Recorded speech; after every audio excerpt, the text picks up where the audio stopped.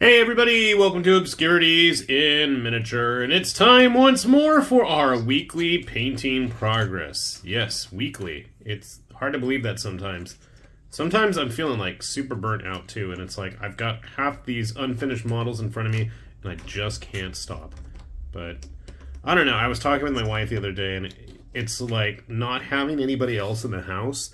I have like no intrinsic, like, rush to get things done, you know? It's like nobody else needs things taken care of, so there's not like an immediate hurry to like squeeze in as much, painting as I can. So there's just like I'm at a very leisurely pace at the moment. But that's okay too. I got a couple things done at least, so that's always good. This poor model, I feel awful about it. I've broken her multiple times. And being the kind of person that I am, I can't help but point out the faults in it. She's missing most of her fingers at this point, and they did all print correctly. This is a model from Printed Obsession, who's done all kinds of interesting models at this point. They were one of the first 3D printed models I actually had done, the big two-bladed demon thingy from way back when. They painted up in like Digimon colors, but this was like, she was supposed to be some kind of a goddess, and I want to say it was like a dark elf goddess or something, but I went with a blue theme. I don't know why. And I didn't do a good job of painting her swords either, but I thought that was a cool model. And that's definitely something that Printed Obsession does quite a few of. So hopefully we'll get some more of their stuff on the channel. It's one of those things I'm like always meaning to get to, and I just never seem to get to it. I didn't know what to do with her base though.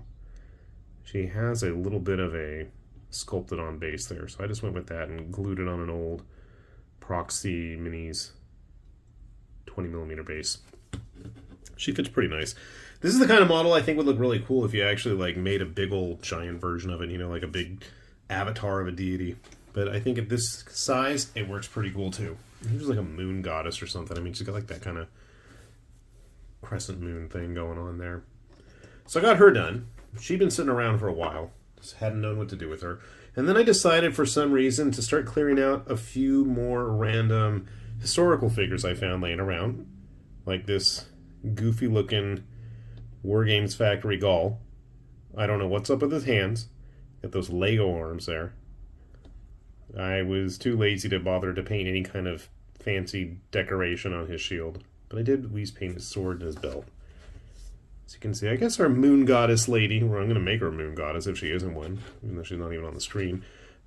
Good head taller, few heads taller than our Celtic friend there. I think he's a Gaul. Pretty sure he's a Gaul. Speaking of Gauls, we did paint some Gauls. At least I think these are. Forgive his horrible face. I'm like, when it comes to painting historicals, for whatever reason, I'm just like a bit indifferent about getting things done. Like, they're finished, they're good enough. From a distance, it's not going to look that bad. So it's good enough for me, especially when they're all bunched up together in a unit. I am going to go back and flock the bases, though. That is a non-negotiable for me. I just finished painting them. Figure, let's get these guys filmed. We have more exciting things to worry about than static grass getting all over my fingers and clothes. So I got that one, and then his buddy busy tooting his horn. Like I said, I believe they're Gauls, or they might be Germanic tribesmen, but regardless, they're both Victrix figures. I think they're from the same kit. Very similar poses. I'm going to take a wild guess, though, 95% sure he's actually from the Germanic tribe box pack figure set, because he doesn't have a shirt. I know most of the tribes people had a distinctive lack of clothing. This dude is also from one of those sets. Couldn't tell you which. I'm not happy with how his skin turned out because I went wild with the Agrax and just called it a day. Wearing his looted Roman armor. Well, maybe it's not looted, but I'm going to pretend it is.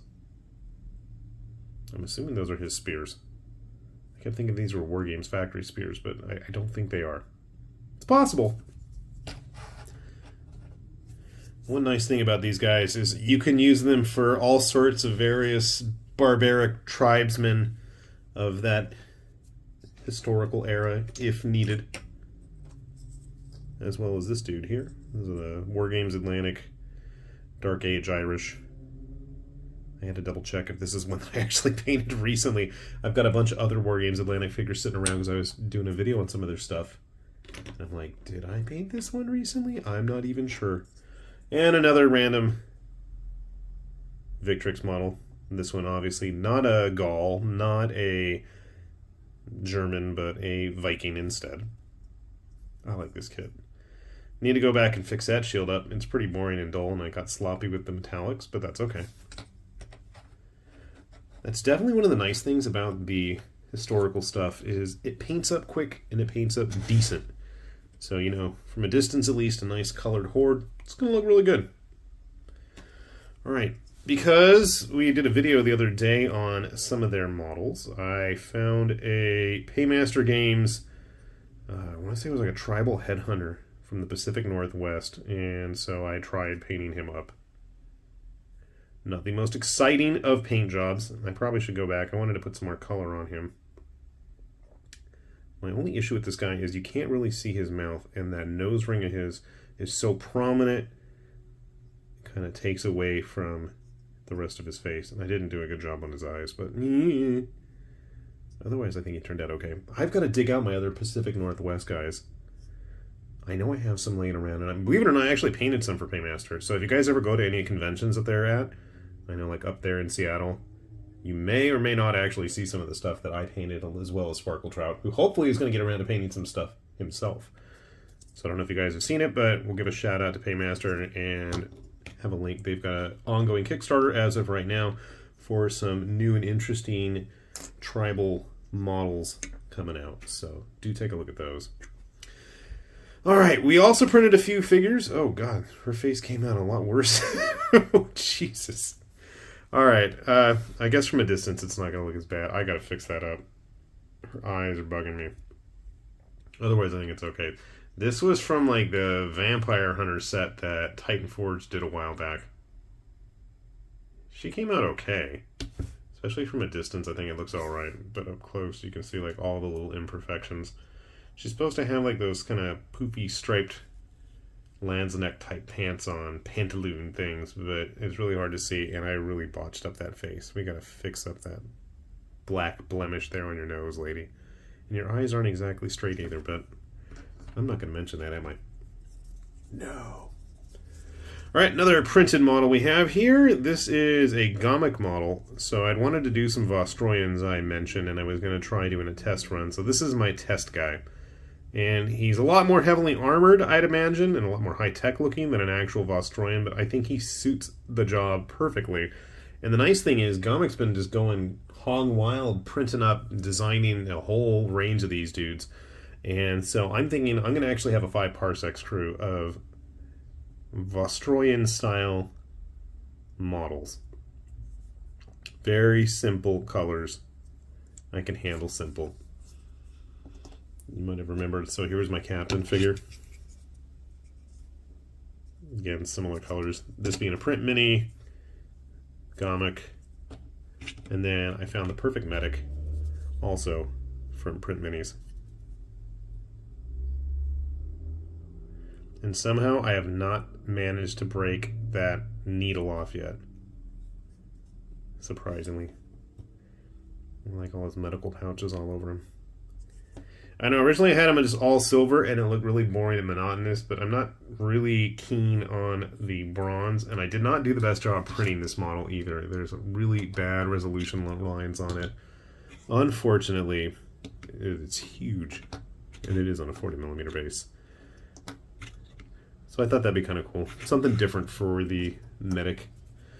And then finally, you may have seen this in the thumbnail, but I went ahead and got that Drakkar, which I can't believe I didn't realize. People in the comments mentioning. What is it, the Dreadnought? I can't even see him. Yeah, I printed this and painted it up quite quickly, and I did not do the best job printing it. Apologies to Comet Lord minis. But I saw this, and I actually ended up... I bought a booster box of some of the pre-painted stuff, the D&D WizKids things, and I actually pulled this guy. And I don't have them handy, but it had a very similar color scheme, so I'm like, oh, cool, I'm going to totally use that as my inspiration behind this guy. So very quick, very simple, very straightforward, very toy-like, but then again, I kind of dig that look. I might go back and do a little bit of highlighting on his scales, but yeah, I'm not sure. I'm happy with it, though. He's a big guy. So he's going to join the illustrious ranks of the other very large, very big Comet Lord minis figures we've got on the shelf prominently, like the Mayhem. One of these days I'm going to print one of their dragons and give that a shot, or one of like the big... I forget what they're called. The big, oh, they have like the big Blight Colossus or like the Undead Giant. So I gotta say, even though I wasn't feeling it super excited this month, well, that's true. This month so far, I have not been feeling the vibe for getting a lot painted. But this week, particularly, I've been busy playing Elden Ring, busy watching Netflix, busy cleaning the house, and busy trying to keep myself occupied while I wait for the family to hurry up and get home at the end of the month.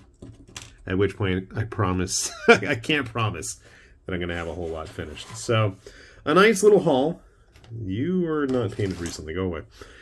And hopefully, when I have a few more weeks, I'll be able to get a little bit more done as well. Hopefully, we'll get some stuff from Sparkle Trout. And I'm just going to give everybody a heads up, but there's going to be a whole bunch of Japanese and Chinese model kit videos coming in the next few weeks. Just because I've needed a bit of a palate cleanser of doing so many videos on tabletop stuff. Not that I'm going to stop, but I've been on a bit of a plastic model rager. But it should be good. There should be some definite obscure and interesting stuff there. And as always, we're going to have those links down below if you guys haven't had a chance to take a look or check out any of this stuff. By all means, I encourage you to. We'll have those links. And we will also have our link, as always, my one and only plug of the week for our Patreon. If you enjoy this channel, we always appreciate your support and generosity, and it is greatly appreciated. But by all means, please continue hitting that subscribe button. My daughter was telling me I should say that more often. So, sure, hit that like button, smash that, whatever it is. Anyway, with that said, this has been High Lord Tamberlane with Obscurities and Miniatures, saying thanks for watching, and we will see you back here soon. Bye-bye.